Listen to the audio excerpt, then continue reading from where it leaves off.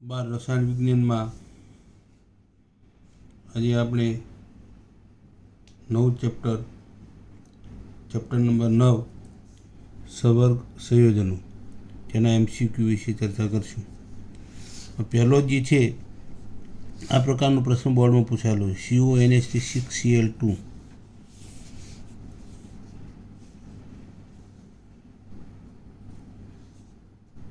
CONH6Cl2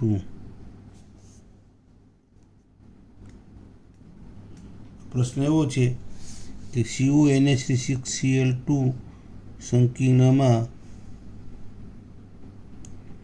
સંકીર્ણ દ્વારા દ્રાવણમાં કેટલા આયનો નિપજ છે. બરાબર, તો આમાં પ્રશ્ન જે છે આમાં કૌંસ કરવાનો રહી ગયો છે. અહીંયા કૌંસ હોવો જોઈએ. હા, તો આવો પ્રશ્ન હોય કે જલીય દ્રાવણ, તો હવે આમાંથી આયનો કેટલા, તો એક CONH3 અને બીજો આયનો Cl-1. આ પ્રકારના 3 આયનો થશે. બરાબર, તો આ થશે +2. તો આ એક આખો આયન એક મળશે, સંકીર્ણ આયન એક અને વત્તા 2 ક્લોરાઇડ એટલે બરાબર 3 આયનો મળશે. તો 3 જવાબ આવશે. બરાબર, પહેલામાં જવાબ આવશે 3 એટલે C.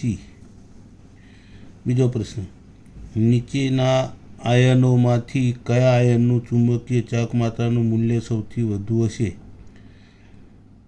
તો ચુંબકીય ચાક માત્રાનું મૂલ્ય સૌથી વધુ જે છે એ કોનું હશે. તો આમાં તમારે શું કરવું પડશે કે આમાં જે ધન આયન જે છે, ધન આયન એનો ઓક્સિડેશન આંક ગણવો પડશે. બરાબર, ધન આયનનો તો પહેલામાં Cr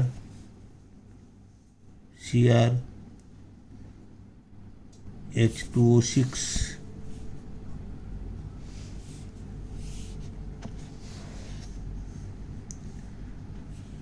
3+, તો આ તટસ્થ છે એટલે 0, તો Cr+3 છે. બરાબર, બીજામાં ધન આયન છે, આમાં H2O તટસ્થ છે, આમાં પણ, તો આમાં Fe +2 અને આમાં Zn તો +2 સિવાય કાંઈ મળવાનું જ નથી. Zn +2. બરાબર, Cr+, ક્રોમિયમનો પરમાણુ ક્રમાંક કેટલો 24, તેની ઇલેક્ટ્રોન એટલે લખો આર્ગોન 4s2 3d5. તો આમાં 1 ઇલેક્ટ્રોન આમાંથી આમાં આવશે. બરાબર, ક્રોમિયમમાં અનિયમિત રચના છે આ. તો આમાં 3 ઇલેક્ટ્રોન ગુમાવે, 1 2 ને 3 એટલે બાકી રહ્યા 3. બરાબર, તો +3. તો અયુગ્મિત ઇલેક્ટ્રોન કેટલા છે આમાં 3, ડી કક્ષકમાં 3 અયુગ્મિત ઇલેક્ટ્રોન છે. બરાબર, તો ચુંબકીય ચાકમાં 3.87 મળશે. ત્યારે Fe+2 છે એમાં તમે જુઓ તો આમાં 5 અયુગ્મિત ઇલેક્ટ્રોન છે. બરાબર, n બરાબર 5. તો આમાં વધુમાં વધુ અયુગ્મિત ઇલેક્ટ્રોન છે તો ચુંબકીય ચાક માત્રાનું મૂલ્ય પણ વધારે છે. તો જવાબ આવશે આમાં B. બરાબર, આમાં B આવશે.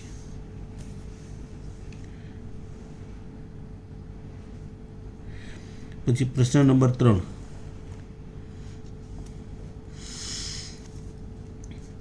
કે COCl4માં કોબાલ્ટનો ઓક્સિડેશન આંક કેટલો. જો ઓક્સિડેશન આંક ગણતા ના આવડે તો તમને ચેપ્ટરમાં બહુ પ્રોબ્લેમ થશે. કે CO4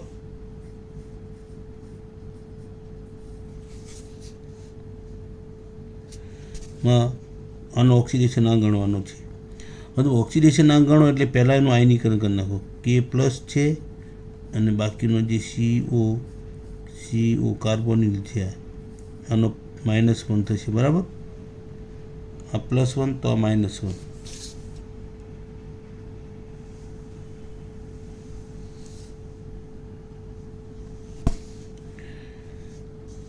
તો આનો -1, આ તટસ્થ છે એટલે 0, તો આ +-1 કોનો હશે, CO નો.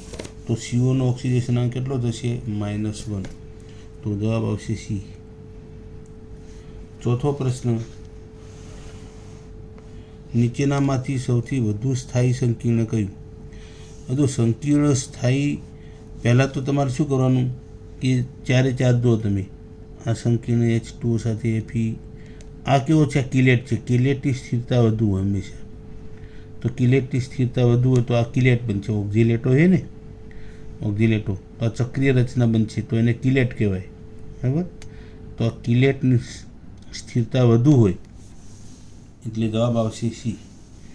નીચેના માટે દૃશ્યમાન ગાળામાં શોષણની તરંગ લંબાઈનો સાચો ક્રમ કયો? હવે દૃશ્યમાન વિભાગમાં, હવે આ પ્રશ્ન લગભગ આપણા કોર્સમાં નહીં હોય, પણ એમાં nickel nickel nickel NO2 NH3 અને એમાં જવાબ આવશે એ. બરાબર? એમાં સાચો ક્રમ આવશે. બરાબર? સૌથી વધુ NiH2O, પછી NiNH3 અને NiNO2.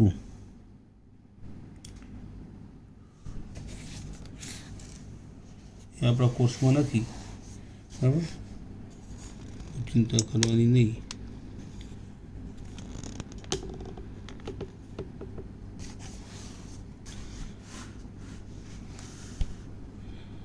આ સ્વાધ્યાયના પ્રશ્નો હતા. બરાબર? પ્રકરણના. હવે આપણે છે ને સંકીર્ણના રંગ જે છે ને એ મુદ્દો લગભગ કાઢી નાખેલો છે.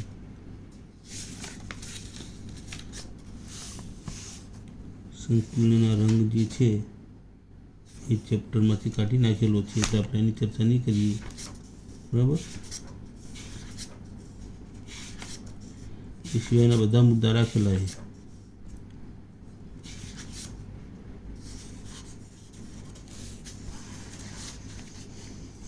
આ સ્વાધ્યાયના પ્રશ્નો હતા.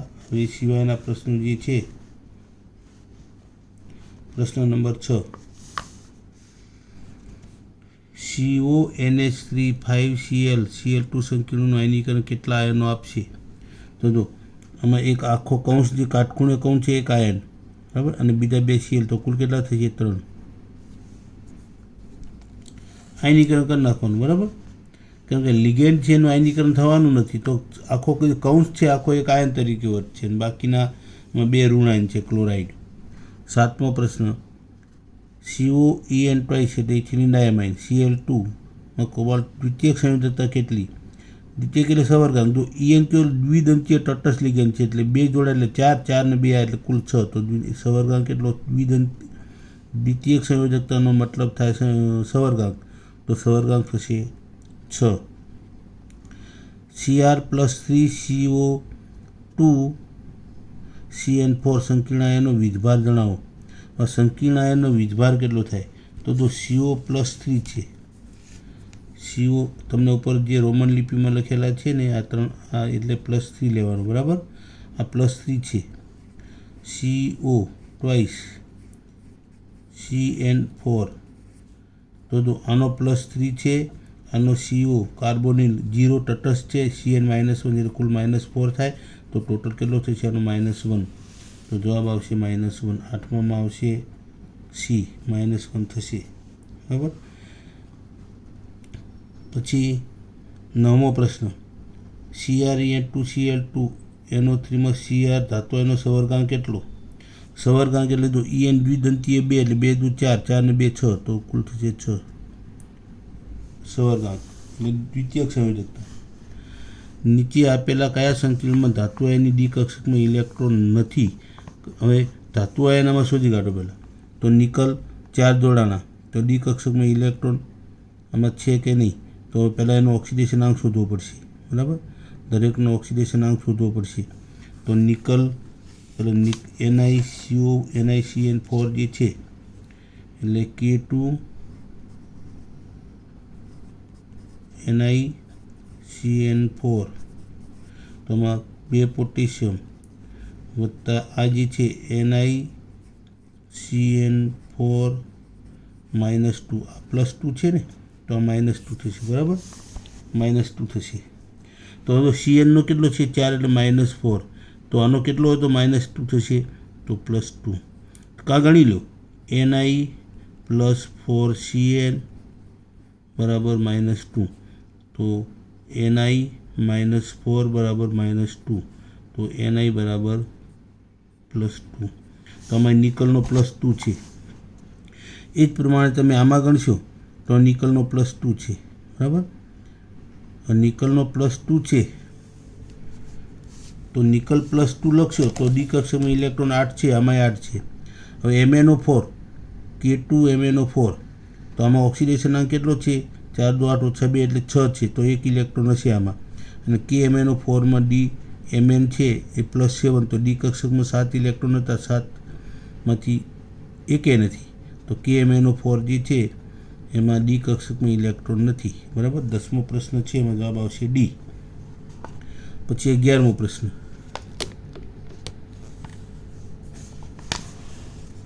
પ્રશ્ન નંબર 11. CONH3 6Cl3માં સહસંયોજક બંધની સંખ્યા જણાવો. જો સહસંયોજક બંધની સંખ્યા, તો હવે આમાં ધાતુ આયન અને લિગેન્ડ વચ્ચે હંમેશા કેવો બંધ બનશે? સવર્ગ બંધ બનશે.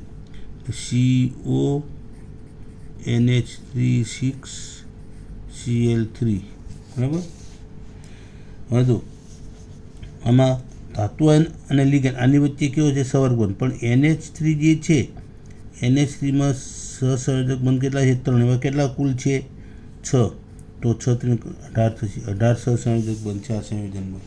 સહસંયોજક બંધની સંખ્યા 18. કેમ કે સહસંયોજક બંધ ક્યાં જોવા મળશે? NH3માં. એક NH3માં 3 છે, તો 6 NH3 છે લિગેન્ડ તરીકે, તો કુલ કેટલા થશે? 18. જવાબ આવશે ડી. Na3FeOX3 ઓક્ઝેલેટોમાં Feની બિન આયોનિક સંયોજકતા કેટલી? બિન આયોનિક એટલે આયોનિક અને બિન આયોનિક.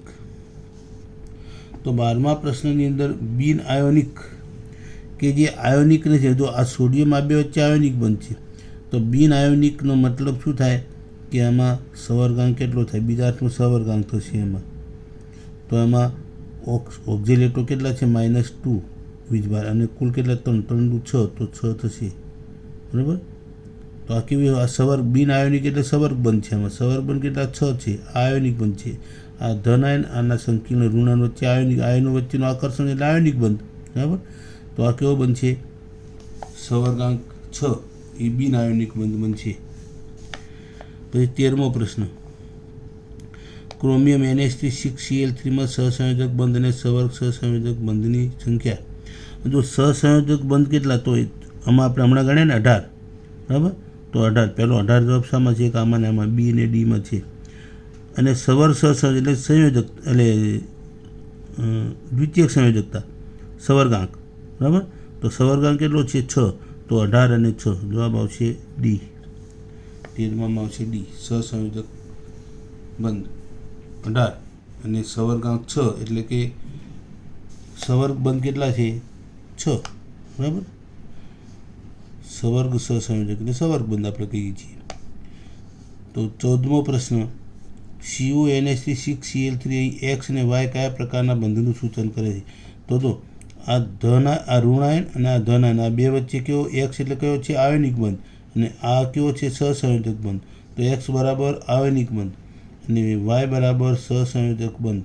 તો 14માં જવાબ આવશે X બરાબર આયોનિક અને Y બરાબર સવર્ગ બંધ. પી જવાબ આવશે 14માં. પછી પ્રશ્ન નંબર 15.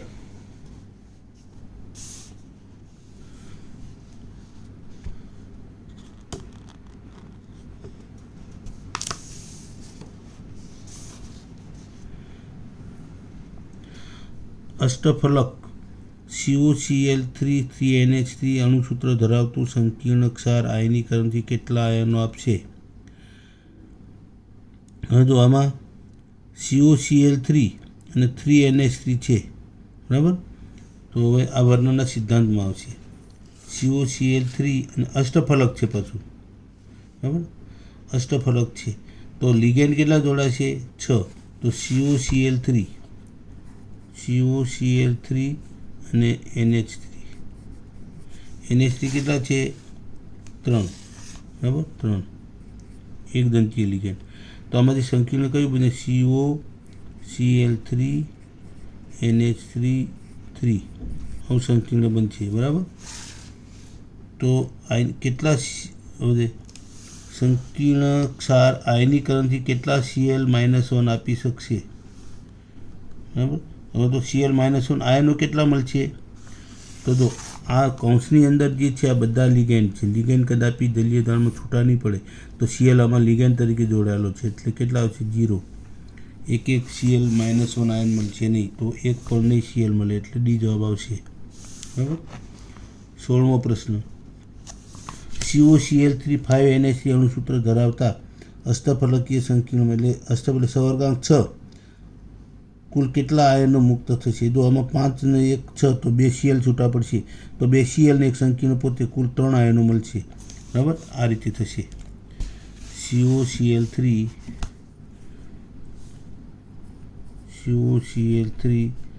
5NH3. હવે જો આ પ્રબળ છે તો આમાંથી આ નિર્બળ લિગેન્ડ છે, એટલે આમાંથી સીએલ છૂટો પડશે, એટલે CONH3 કેટલા છે 5. એક સીએલ અમારે 6 થઈ ગયા, સવર્ગાંક થઈ ગયો 5 ને 6, તો સીએલ કેટલા બાકી રહે 2, તો 2 સીએલ આયનો ક્લોરાઇડ આયનો મળશે ને એક આખો સંકીર્ણ મળશે. બરાબર. પ્લસ કુલ કેટલા 2 ને 1 3 આયનો મળશે, તો આયનો મળશે આમાં 3 આયનો. ડી જવાબ આવશે 16માં. 17મો પ્રશ્ન. NaCO4 આ કોબાલ્ટ છે ને કાર્બોનિલ છે, મધ્યસ્થી ધાતુનો ઓક્સિડેશનાંક કેટલો? તો આ તટસ્થ લિગેન્ડ છે. બરાબર. આ તટસ્થ અને આ સોડિયમ 1 છે, તો આ +1 છે તો આ -1 છે, તો CO નો કેટલો આવશે 17માં -1, તો C -1 આવશે.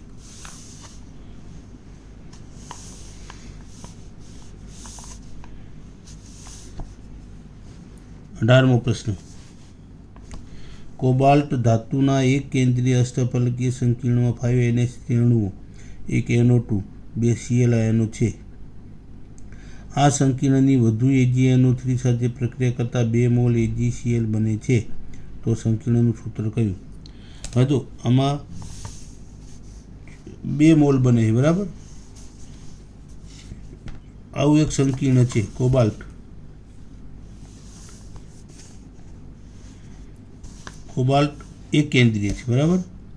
અને અષ્ટફલકીય. તો જો કોબાલ્ટ અને NH3 આટલું બાકી રાખીએ. હવે તો આમાં શું કહે કે AgNO3 સાથે પ્રક્રિયા કરી તો 2 મોલ AgCl, એટલે મતલબ કે અહીંયા 2 સીએલ કૌંસની બારે છે, એટલે કે ઋણાયન તરીકે જોડાયેલા છે. બરાબર. તો કુલ સીએલ કેટલા છે 3, તો એક સીએલ લિગેન્ડ તરીકે જોડાયેલો છે. બરાબર. 2 સીએલ આયનો ટોટલ 2 સીએલ છે એમ ને, તો એક 5 NH3 છે, એક NO2 છે. ફરીથી દો આખો પ્રશ્ન જે છે એમાં CO છે ધાતુ આયન, 5 NH3 છે. બરાબર. 5 NH3, 2 સીએલ 2, 5 NH3 અણુઓ, એક NO2 ને 2 સીએલ અને એક NO2 એક છે. બરાબર. 5 ને 2 7, તો 5 ને 2 7 ને 8 છે ટોટલ. બરાબર. ટોટલ 8 છે. હવે સવર્ગાંક બધા એક દંતીય છે, એટલે સવર્ગાંક કેટલો હોય 6 અને સવર્ગાંક 6, તો એક દંતીય 6 જોડાશે. બરાબર. તો કૌંસની અંદર સવર્ગાંક જે છે એક દંતીય 6 આપણે જોડવાના છે આમાંથી. હવે બીજું શું છે કે જો આમાં AgNO3 સાથે પ્રક્રિયા કરી આ સંકીર્ણની તો 2 AgCl મળે, મતલબ કે 2 સીએલ બારે છે, તો બાકીના ક્યાં છે કૌંસની અંદર, એટલે કે લિગેન્ડ તરીકે NH3 5NO2. 5 ને 6 સવર્ગાંક 6 થઈ ગયો, અને AgNO3 સાથે પ્રક્રિયા કરશો તો AgCl કેટલા આપશે? આમાંથી 2 આપશે, 2 AgCl. તો આ સંકીર્ણનું સૂત્ર થાય NH3 5 અને NO2 અંદર અને Cl 2 બારે, તો જવાબ આવશે 18માં CO NO2 NH3 5 અને Cl2. જવાબ આવશે આ કૌંસની બારે 2 સીએલ છે ને, તો બી જવાબ આવશે બી. બરાબર.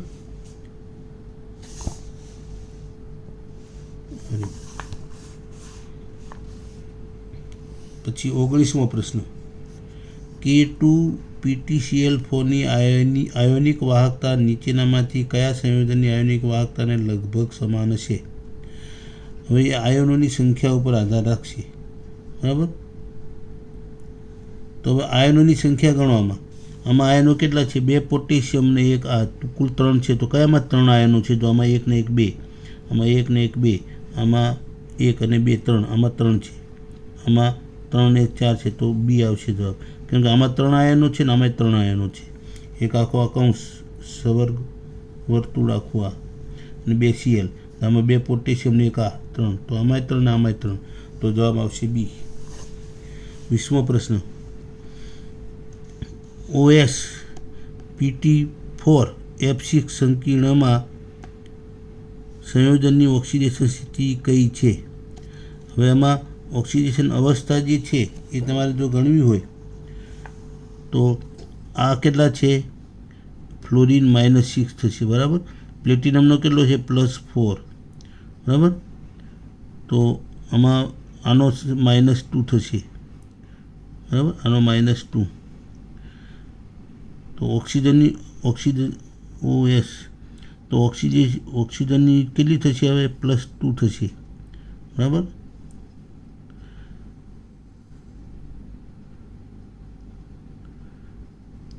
-6 આ +4 એટલે આ થશે -2. -2 તો કેટલો થશે? +2 થશે આ, બરાબર, +2. ઓક્સિજન કેટલા છે એમાં? ઓક્સિજન કેટલા છે? OS લખ્યા છે, O2 હોવું જોઈએ. તો આમાં જવાબ આપેલો છે +1 એટલે મતલબ કે અહીંયા O2 હોવું જોઈએ, OS નહીં, O2. તો +1 આવશે. એક ઓક્સિજનનો +1 તો બીજાનો +1 તો +2 થાય ને. એટલે એક ઓક્સિજનનો +1 થશે. ઓક્સિજનની ઓક્સિડેશન અવસ્થા +1 થશે.